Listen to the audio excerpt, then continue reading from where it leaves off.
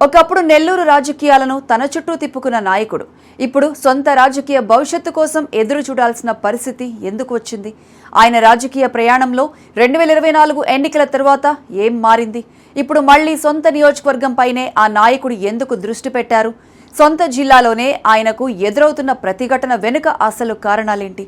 పార్టీలో విధేయుడిగా పేరున్న నాయకుడికి ఇప్పుడు అవకాశాలు ఎందుకు దూరమవుతున్నాయి? ఇంతకీ ఎవరా నేత?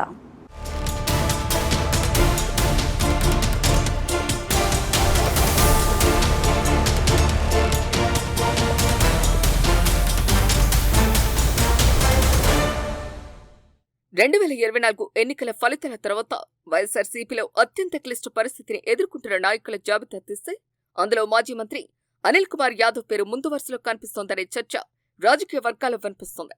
ఒకప్పుడు నెల్లూరు జిల్లాలో పార్టీకి అత్యంత దూకుడైన నాయకుడిగా గుర్తింపు తెచ్చుకున్న అనిల్ కుమార్ యాదవ్ ఇప్పుడు రాజకీయంగా ఎటు వెళ్లాలో అర్థం కాని పరిస్థితిని ఎదుర్కొంటున్నారని విశ్లేషకులు అభిప్రాయపడుతున్నారు. ఒకప్పుడు ప్రత్యర్థులపై ఘాటైన విమర్శలతో వార్తలు నిలిచిన నాయకుడు ఇప్పుడు తన రాజకీయ భవిష్యత్ గురించి ఎక్కువగా ఆలోచించాల్సిన పరిస్థితి రావటం కాలం చేసిన మార్పుకు నిదర్శనంగా చెబుతున్నారు. అనిల్ కుమార్ యాదవ్ రాజకీయ ప్రయాణాన్ని పరిశీలిస్తే నెల్లూరు సిటీ నుంచి వరుస విజయాలు సాధించి జగన్ మొదటి ప్రభుత్వంలో మంత్రిగా అవకాశం దక్కించుకుని రాష్ట్ర స్థాయి గుర్తింపు పొందారు. పార్టీలో జగన్ కు అత్యంత విధేయుడిగా ముద్ర వేసుకున్నారు. సభల్లోనూ మీడియా సమావేశాలను ప్రత్యర్థులపై ఎదురుదాడి చేయటంలో ఆయన ఎప్పుడూ ముందుండేవారు. వైసీపీ తరపున బలమైన వాయిస్ గా ఆయనను పార్టీ వినియోగించుకుంది. అయితే అదే సమయంలో అనిల్ దూకుడు రాజకీయ శైలి కొంతమందిని దూరం చేసిందనే అభిప్రాయం కూడా అప్పటినుంచే వినిపించేది.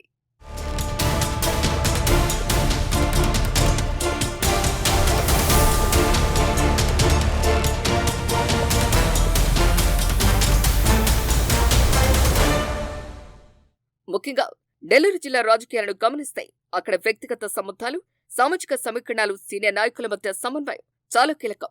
ఈ విషయంలో అనిల్ కుమార్ యాదవ్ తన హయాంలో అనుసరించిన వైఖరి ఇప్పుడు ఆయనకు ప్రతికూలంగా మారిందని స్థానిక రాజకీయ విశ్లేషకులు చెబుతున్నారు. జిల్లాలోని పలువురు సీనియర్ నాయకులతో విభేదాలు, కొందరితో బహిరంగ విమర్శలు, మరికొందరితో ఆధిపత్య పోరు ఇప్పుడు తిరిగి ఆయనకు ఇబ్బందిగా మారిందన్న చర్చ నడుస్తోంది.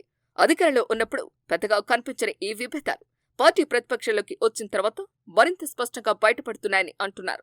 2024 ఎన్నికల సమయంలో నెల్లూరు సిటీని వదిలి నర్సరావుపేట పార్లమెంట్ స్థానం నుంచి పోటీ చేయటం అనిల్ రాజకీయ జీవితంలో అతిపెద్ద టర్నింగ్ పాయింట్ గా నిలిచింది.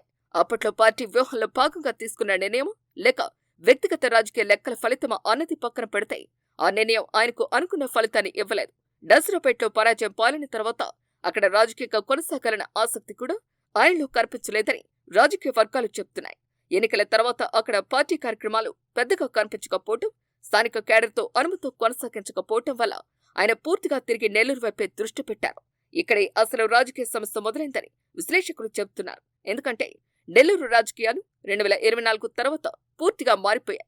పార్టీ అధికారంలో లేని పరిస్థితిలో ప్రతి నియోజకవర్గంలో కొత్త సమీకరణాలు ఏర్పడుతున్నాయి. నాయకత్వం కోసం కొత్త పోటీ మొదలైంది. ఈ నేపథ్యంలో అనిల్ కుమార్ యాదవ్ మళ్లీ నెల్లూరు సిటీ ఇన్ఛార్జిగా బాధ్యతలు కోరుతున్నారని ప్రచారం జరుగుతున్నప్పటికీ ఆ ప్రతిపాదనకు స్థానికంగా తీవ్ర వ్యతిరేకత వ్యక్తమవుతోందని రాజకీయ వర్గాల్లో చర్చ సాగుతోంది.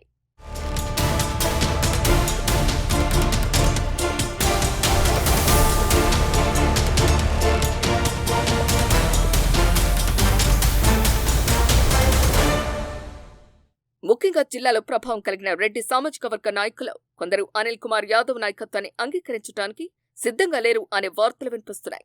గతంలో చోటు చేసుకున్న విభేదాలు, పరస్పర విమర్శలు, ఆధిపత్య రాజకీయాలు ఇప్పుడు మరోసారి చర్చకు వస్తున్నాయి. నెల్లూరు సిటీ బాధ్యతలు మళ్లీ అనిల్ కు ఇస్తే పార్టీ ఐక్యత దెబ్బతింటుందని కొందరు అభిప్రాయపడుతున్నట్లు రాజకీయ విశ్లేషణలు చెబుతున్నాయి. ఇదే కారణంగా పార్టీ అధిష్టానం కూడా తుది నిర్ణయం తీసుకోవటంలో ఆచితూచి వ్యవహరిస్తోందని అంటున్నారు. ఇక్కడ మరో కీలక అంశం కూడా ఉంది.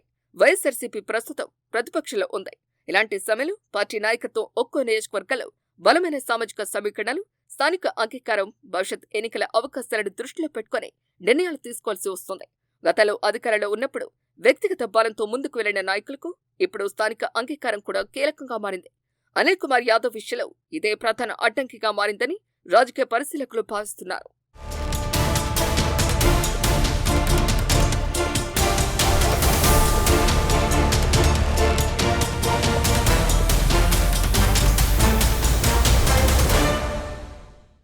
ప్రస్తుతం అనిల్ కుమార్ యాదవ్ వ్యవహరిస్తున్న తీరు కూడా రాజకీయంగా ఆసక్తికరంగా మారింది. అధికార పార్టీ కార్యక్రమాల్లో పెద్దగా కనిపించకపోయినా తన అనుచరులతో సమావేశాలు నిర్వహించడం, స్థానిక స్థాయిలో ప్రజలతో సంబంధాలు కొనసాగించడం, చిన్న చిన్న కార్యక్రమాలకు హాజరవటం ద్వారా రాజకీయంగా తాను ఇంకా యాక్టివ్ గానే ఉన్నాననే సంకేతాలు ఇస్తున్నారని చెబుతున్నారు. ఇది ఆయన పూర్తిగా రాజకీయాల నుంచి తప్పుకోలేదు అనే సందేశాన్ని క్యాడర్ కు పంపే ప్రయత్నంగా కూడా విశ్లేషిస్తున్నారు. అయితే ప్రశ్న మాత్రం ఒక్కటే, ఈ ప్రయత్నాలు సరిపోతాయో? కేవలం క్యాడర్ తో సంబంధాలు కొనసాగించడం వల్లనే పార్టీ అధిష్టానం మళ్లీ బాధ్యతలను అప్పగిస్తుందా, లేక స్థానిక సమీకరణాలే తుది నిర్ణయాన్ని ప్రభావితం చేస్తాయా అనే సందేహాలు వ్యక్తమవుతున్నాయి.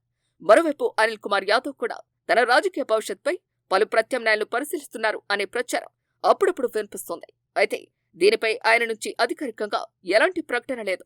పార్టీలోనే కొనసాగే అవకాశాల కోసం వేచి చూస్తారా, లేక రాజకీయ మనుగడ కోసం కొత్త వ్యూహాన్ని ఎంచుకుంటారా అన్నది రానున్న రోజుల్లో స్పష్టమయ్యే అవకాశం ఉంది.